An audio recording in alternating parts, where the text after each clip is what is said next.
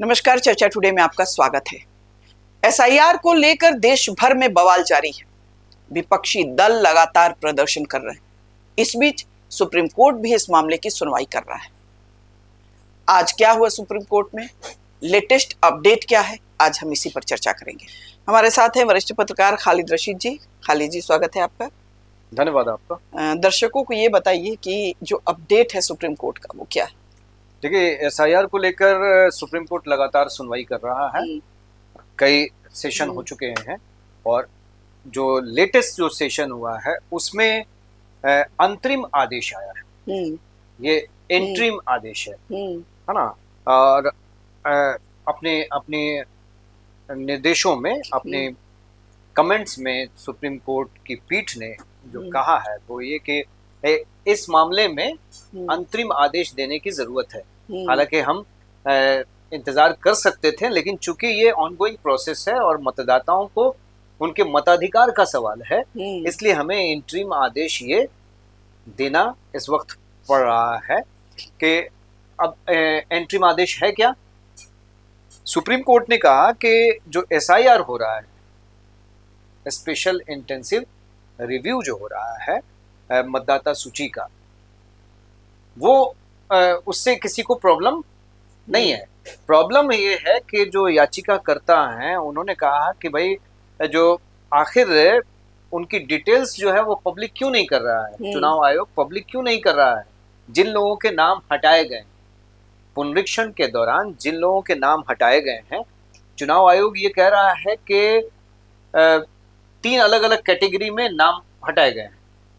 कुछ लोगों को मृत की श्रेणी में रखा गया है, कुछ लोगों को शिफ्टेड की श्रेणी में रखा गया है, यानी स्थानांतरित हो गए हैं, और कुछ लोगों को दो जगह पे रजिस्टर्ड वोटर हैं, यानी दो कार्ड उनके पास हैं, उनको उनमें से एक जगह पे उनका नाम हटा दिया गया है।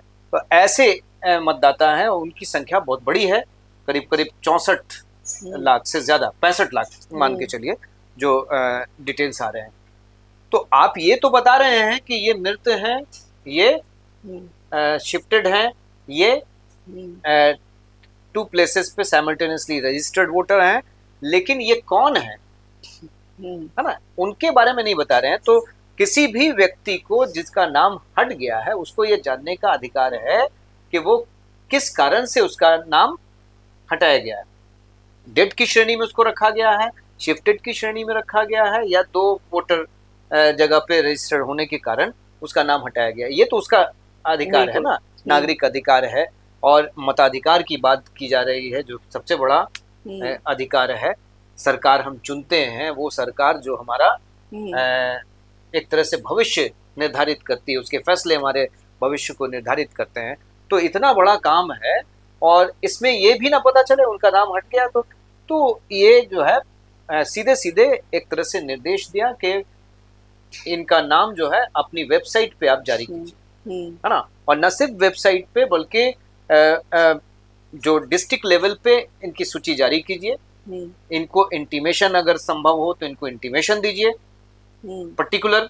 और जो बीएलओ है उनके ऑफिस पे भी, बीडीओ के ऑफिस पे भी, सब जगह पे ये लिस्ट होनी चाहिए, ताकि वो लोग देख सकें कि कौन मतदाता जो है डेड की श्रेणी में था, इसलिए उसको निकाल दिया गया बाहर, है ना। तो 64 लाख मतदाता कौन है और किस कारण से उनको बाहर किया गया है। इस प्रारूप सूची में उनको जगह नहीं मिली है, ड्राफ्ट सूची में जगह नहीं मिली है, ये कारण स्पष्ट होना चाहिए। ये तो पहली बात किया। और दूसरी बात जो है, जो याचिकाकर्ताओं के फेवर में जाती हुई दिख रही है, जिससे विपक्ष जो है थोड़ा खुश भी हो रहा है, क्योंकि उसने इन सारी चीजों को रखा था। तो पिछले ऑब्जर्वेशन में भी सुप्रीम कोर्ट ने कहा था कि आधार कार्ड, एपिक कार्ड, है ना, और राशन कार्ड, इसको भी शामिल किया जाना चाहिए। तो वो ऑब्जर्वेशन था, सलाह था। आज जो लेटेस्ट डेवलपमेंट हुआ उसमें सुप्रीम कोर्ट ने कहा कि अपनी सुनवाई के दौरान कि जिन मतदाताओं के नाम कट गए, है ना, और वो दावा आपत्ति करना चाहते हैं, या जिन लोगों को के फॉर्म केवल जमा हुए हैं, दस्तावेज जमा नहीं हुए हैं, तो कोर्ट ने कहा कि 11 दस्तावेज की सूची है, उस पे हमको कोई दिक्कत नहीं है, उस पर कोई प्रॉब्लम नहीं है, वो सही है, 11 सूची आपने रखी है, लेकिन आधार कार्ड को भी उसमें स्थान दिया जाना चाहिए। ऐसे मतदाता जो दावा आपत्ति, जिनके पास कोई 11 दस्तावेज नहीं है, 11 दस्तावेज में से कुछ भी नहीं, उनके पास पासपोर्ट नहीं है, उनके पास निवास प्रमाण पत्र नहीं है, उनके पास किसी पीएसयू, किसी गवर्नमेंट सेक्टर में काम करने का आइडेंटिटी कार्ड नहीं है, जो 11 दस्तावेज हैं उनमें से कोई भी दस्तावेज उनके पास नहीं है, वो मतदाता आखिर क्या करेंगे? तो उनका आधार कार्ड दस्तावेज के तौर पे स्वीकार किया जाए। तो ये बहुत बड़ा एक तरह से फैसला है, लेकिन फैसला अंतरिम है, एंट्रीम है, अगली तारीख इसकी दी जा चुकी है। जी सुनीता जी। हाँ, तो देखिए, मेरे ख्याल से सुप्रीम कोर्ट ने ये जो फैसला दिया है वो काफी हद तक सही है। कम से कम पहले जो पॉइंट है उसे तो भाई 100% हम सहमत है कि भाई आपने जिसका नाम हटाया है उसकी लिस्ट तो देना ही चाहिए, क्योंकि बहुत लोग हैं जिनको पता ही नहीं होगा कि मेरा नाम हट गया है। सिर्फ संख्या बता रहे हैं। हाँ, संख्या नहीं बताइए, आप लिस्ट जारी कीजिए, और लिस्ट जारी करने के बाद हो सकता है कि जो लोग टर्न अप नहीं हो पाए हों वो लिस्ट जारी होने के बाद वो टर्न अप हों और अपनी बात बताएं, अपनी बात रखें। तो ये काफी अच्छा, मतलब कोर्ट का जो निर्देश है वो काफी बेहतर है, मतदाताओं के हित के लिए है। और आधार कार्ड को भी मान्य करना एक हद तक सही है। इसी आधार से आपने लिंक किया है, सब कुछ लिंक किया। एक टाइम पे ये था कि आधार ही सही है, तो यदि सेवाओं का लाभ, देखिए सबसे बड़ी बात है ना कि जहां तक फर्जी कागज बनाने का सवाल है तो ये तर्क ही बेकार है। यदि आधार फर्जी बन सकता है तो निवास प्रमाण पत्र भी फर्जी बन सकता है, पासपोर्ट भी फर्जी बन सकता है। इस देश में कुछ भी संभव। इससे हम बिल्कुल ये कह देना कि ये प्रमाण पत्र होगा तो सही होगा और ये प्रमाण पत्र होगा तो गलत होगा, ये अपने आप में यहाँ के सिस्टम के लिए, जो भारत का सिस्टम है, और इसमें कहने में कोई गुरेज नहीं होना चाहिए कि यहाँ के सिस्टम में कुछ भी संभव, कुछ भी बन सकता है। तो खाली आधार से ही परहेज क्यों, बाकी 11 दस्तावेज भी फर्जी बनाने वाले बना ही देंगे, है ना। तो बात देखिए सुनीता जी, ये नहीं है, बात ये भी है ना कि ये जो 11 दस्तावेज हैं वो सभी के पास नहीं है। हाँ। और सभी के पास 50% से भी ज्यादा नहीं है। ये जो आ रहा है डिटेल से, तो 50% लोगों के पास ये दस्तावेज नहीं है। यानी 100 में 50 लोगों के पास ये, इनमें से कोई 1, इनमें से कोई 2, इनमें से कोई 3, है ना। देखिए उसमें हम, लेकिन आधार कार्ड जो है वो 88% करीब कहा जा रहा है बिहार के संदर्भ में कि 88% लोगों के पास आधार कार्ड मेरा है। सिर्फ यही तो जो बड़ी संख्या में जो कार्ड है उसको आपने मान्यता नहीं दिया है, उसमें शामिल नहीं किया है। तो आप एलिमिनेट करने के लिए ये कर रहे हैं या इंक्लूड करने के लिए कर रहे हैं? जो याचिकाकर्ताओं के वकील थे उन्होंने जो दलील दी उसमें यही कहा कि भाई पुनरीक्षण किस लिए हो रहा है, ये एक इंटेंसिव रिव्यू आप कर रहे हैं। इंटेंसिव रिव्यू का मकसद क्या है? आप तो ये कह रहे हैं कि हम योग्य मतदाताओं को, है ना, उनका नाम हटने नहीं देंगे, उनका नाम कटने नहीं देंगे, योग्य मतदाताओं को, उनके मताधिकार को और मजबूत बनाएंगे, नए जो मतदाता उनको हम जोड़ेंगे। अब तक जो रिवीजन होता रहा है उसमें नए मतदाताओं को जोड़ने की प्रक्रिया होती थी, एलिमिनेट करने की प्रक्रिया नहीं होती थी। अब जो डेड है उनको तो हटना ही है ना, जो शिफ्ट हो गए हैं उनको तो हटना ही है। तो वो तो रिव्यू में होता था, लेकिन इसमें क्या है कि आपने लोगों को जोड़ने की बजाय एलिमिनेट का टारगेट ज्यादा दिखता है। ये जो प्लीड किया, जो लॉयर्स ने, पिटिशनर्स के जो लॉयर्स थे, उन्होंने प्लीड किया कि आपका इंटेंशन इसमें ये दिखता है कि आप मताधिकार से लोगों को दूर करना चाहते हैं। देखिए मेरा अपना मानना है, मेरा अपना मानना है खालिद जी कि जब तक कोई कंक्लूजन पर ना पहुंचा जाए तब तक आयोग पर इस तरह का आक्षेप लगाना ठीक नहीं है। वो तो लॉयर उन्होंने कहा, आक्षेप की बात नहीं है, ये तो कोर्ट में जो बहस हो रही है उस दौरान जो चीजें आ रही है, बिल्कुल सामने आ रहा है। अब आयोग क्या कहता है? आयोग पे उंगली क्यों ना उठे?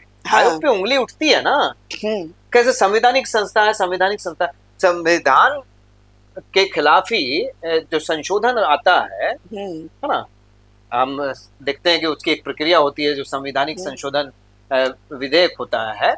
तो संशोधन के मतलब क्या है कि संविधान में ये प्रॉब्लम है, ये गलती है या इसमें कमी है, इसको संशोधित करके ठीक किया जाए। तो संवैधानिक संस्था में अगर कमी है तो नहीं, सुनिश्चित ये कर मेरे सकते हैं। कहने का ये नहीं है। मेरे देखिए, देखिए, नहीं आयोग नहीं, अब तक आप क्या कर जैसे रहा है? आप मेरी बात को समझे नहीं नहीं, खालिद जी। मैं आ रहा मेरा हूँ। एक मिनट, हम मैं अपनी आ रहा बात हूँ। कंप्लीट कर लें। जैसे मेरी बात को आप समझे नहीं, मेरे ये कहने का मतलब है कि संवैधानिक संस्था में यदि कोई गड़बड़ी है तो वो विपक्ष चाहे सत्ता पक्ष नहीं ठीक कर सकता है। सुप्रीम कोर्ट सुनवाई कर रहा है, फाइनल सुप्रीम कोर्ट का कंक्लूजन आने तक। इसीलिए तो मैं हाँ, कह रहा हूँ, मेरा मैं तो ये कह रहा हूँ, कहने का मतलब है कि एंट्रीम हाँ, है, एंट्रीम है, हाँ, लेकिन हाँ, इसमें जिस इशू को एड्रेस किया है, बिल्कुल वो इशू सुप्रीम कोर्ट ने उससे, जिन इश्यूज को एड्रेस हाँ, किया है, बिल्कुल बिल्कुल वही मूल इशू है। नहीं, आपने जो कहा कि इशू से हम भी डिफर वही नहीं मूल कर issue रहे है। हैं। सुप्रीम कोर्ट ने जो एसआईआर का तो कोई विरोध कर नहीं रहा नहीं, है। सुप्रीम कोर्ट का जो इशू उससे मैंने भी सहमति जताई है कि भाई आपको ओपन करना होगा, ट्रांसपेरेंट करनी होगी चीजें, हाँ, और पारदर्शिता दस्तावेज का ये करना होगा। इससे कहीं किसी को एतराज नहीं। बस ये मेरे कहने का मतलब है कि ये जो भी प्रक्रिया हो रही है, मेरा सिर्फ ये कहना है कि आपको उस प्रक्रिया से कोई दिक्कत है, आप कोर्ट गए हैं, कोर्ट सुनवाई कर रहा है, कोर्ट उसको देखेगा। मेरे ये कहने का मतलब है कि कुछ फाइनल निष्कर्ष पर पहुंचने से पहले, क्या हमारा संविधान क्या कहता है कि आप किसी चोर को जब तक चोरी साबित नहीं हो जाए चोर नहीं कह सकते। किसी मर्डरर को जब तक, वो भले मर्डर किया आप जान ही रहे, लेकिन आप तब तक उसको मर्डर नहीं कह सकते हैं जब तक कि कोर्ट से वो मर्डर साबित ना हो। मेरा सिर्फ ये कहना है, खूबी है हमारे साथ, हाँ, तो हमारे मेरा कानून सिर्फ की, ये कानून कहना है कि आप विपक्ष के इसी चीज से हम असहमत है।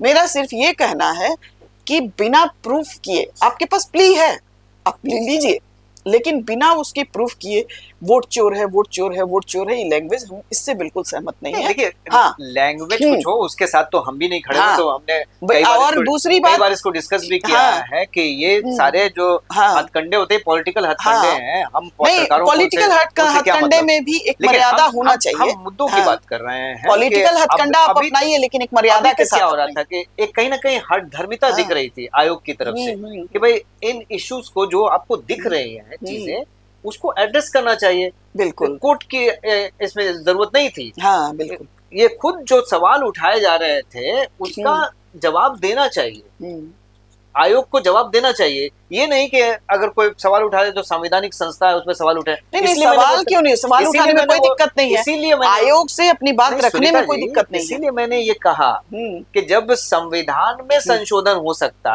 है ना, इतने सारे संशोधन हुए, हर एक संशोधन के मतलब क्या कि संविधान में जो कमियां हैं उसको हमने संशोधित किया। हर संशोधन यही है।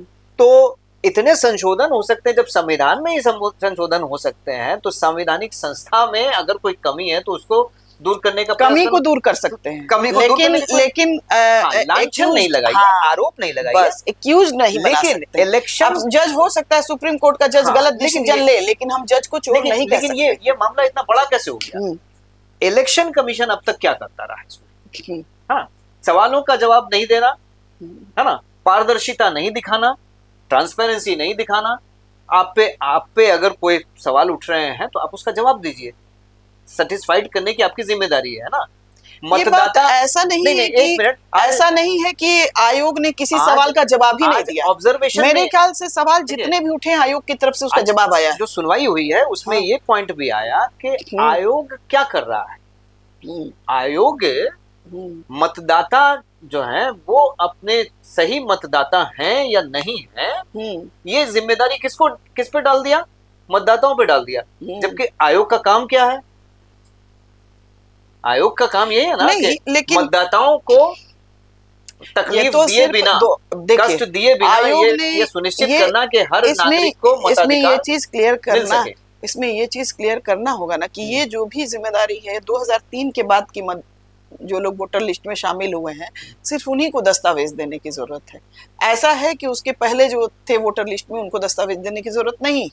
तो बहुत सारे इफ एंड बट्स हैं, उसमें हम लोग ना जाएंगे, ना जाए, क्योंकि बहुत जानते हैं, बहुत आपने इफ एंड बट इसीलिए लगा दिया, इफ एंड बट्स टाइमिंग पे सवाल नहीं। देखिए खालिद जी, आपकी बात से थोड़ा सा हम असहमत हैं कि आयोग पर जितने सवाल उठे, मेरे ख्याल से ऑलमोस्ट लगभग थोड़े बहुत, हम प्रश्नों को नहीं कह सकते हैं, उसने सबका जवाब दिया है।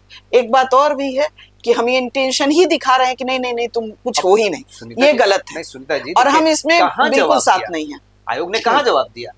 बार बार ये हम कहा लोग- जा रहा है कि भाई आप ये लिस्ट जो है सार्वजनिक कीजिए। देखिए, तो जब कोर्ट ने कहा ना, कोर्ट ने लास्ट में कहा, हाँ ठीक है है, ना? आयोग आपको तो पहले ही करना चाहिए था। नहीं, आयोग ने यदि अब लिस्ट कोर्ट अगर कहे, कोर्ट का आदेश आ जाए तो आप इसका मतलब इंतजार में बैठे हुए हैं। नहीं, देखिए बात इसकी ये नहीं, ये पहला ही करना था कि आपने जिनको हटाया उनको बताइए।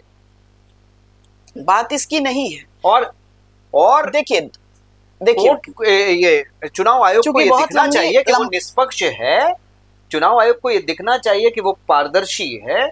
चुनाव आयोग को ये दिखना चाहिए कि वो किसी के साथ खड़ा हुआ नहीं है, बल्कि मतदाताओं के साथ खड़ा हुआ है। और मतदाताओं चलिए, की पहचान करना, बहस बहुत लंबी खिंच गई है। लंबी हम लोग थोड़ा नहीं है, ये बहुत दो ध्रुव पे हैं। ये बहुत तो जरूरी बहस मुझे है। ऐसा नहीं लगता है, ये विपक्ष को ज्यादा लग रहा है कि चुनाव आयोग एक साइड खड़ा है। मेरा मानना है कि गड़बड़ियां त्रुटियां मतदाता सूची में हुई हैं और पहले भी होती रही है, फर्स्ट टाइम नहीं हुआ है, पहले भी होती रही है। लेकिन दो बातें मैं नहीं, इसको कंक्लूड कर दिया कंक्लूड कर रहा हूं। मैं दो बातें हाँ। कह के कंक्लूड कर रहा हूं कि चुनाव आयोग ने अब तक सवालों का जवाब नहीं दिया। नहीं, बहुत सारे सवालों का जवाब दिया है, ठीक है, ऐसा नहीं। अब तक वो ये कहता रहा। चुनाव आयोग ने अब तक क्या जवाब दिया? बहुत सारे सवाल उठाए गए, लिस्ट हम कल आपको दे देंगे। उनका जवाब सीधा नहीं सबका दिया बिंदुवार कोर्ट ने। जवाब चुनाव आयोग ने दिया है। कोर्ट ने हाँ। माफ कीजिएगा, ये टिप्पणी कोर्ट की भी आई है हाँ, कि ठीक ये है। जवाब आने चाहिए थे, हम्म। ये जवाब आया नहीं, है ना? अभी अभी आपने क्या कहा?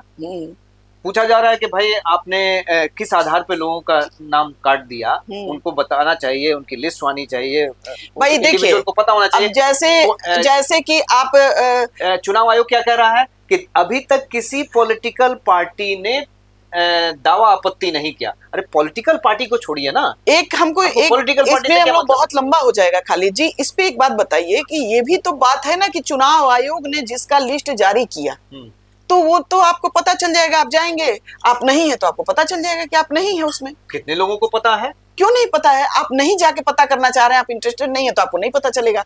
लेकिन यदि आप इंटरेस्टेड है ये देखिए, तो आप बिल्कुल पता कर लेंगे। आपने कोर्ट के ऑब्जर्वेशन को आज जो है वो नहीं सुना।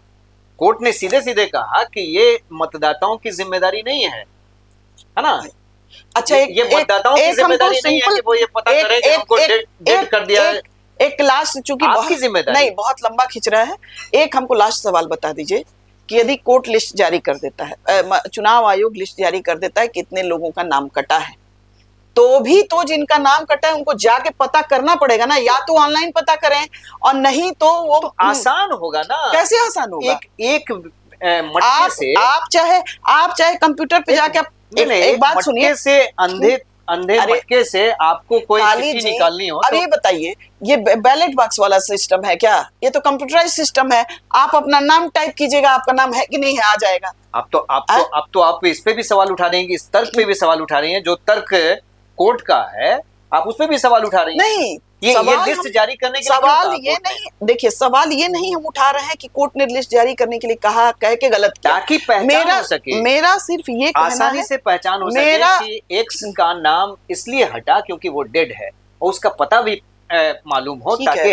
हर व्यक्ति ये जानकारी दे सके। हम असहमति नहीं रख रहे हैं, हमने पहले ही कहा कि इन दोनों चीजों से मेरी असहमति नहीं है। मेरी असहमति सिर्फ ये है कि एक हवा बना के चुनाव आयोग चोर है, चुनाव आयोग बेकार है, चुनाव आयोग सरकार के लिए कर रहा है, चुनाव आयोग सरकार के लिए काम करता तो सरकार अब अल्पमत में आती। आप कह रही है ना, नहीं तो उसका हम सपोर्ट न कर रहे हैं। यदि हम शंका जाहिर कर रहे हैं तो सपोर्ट कर रहे हैं। जो आप पत्रकार है ना, इसको हम लोग थोड़ा सा कंक्लूड करें, दलीलें होनी चाहिए। दर्शकों कोई पॉलिटिकल बहुत झगड़ा हो रहा है, यहीं पे हम लोग खत्म करते हैं। पॉलिटिकल पार्टी नहीं है, मामले को हम इनके समाप्त साथ करते खड़े हुए हैं या उनके साथ। हमारा कार्यक्रम कैसा लगा जरूर बताएं, लाइक करें, सब्सक्राइब करें और शेयर करें।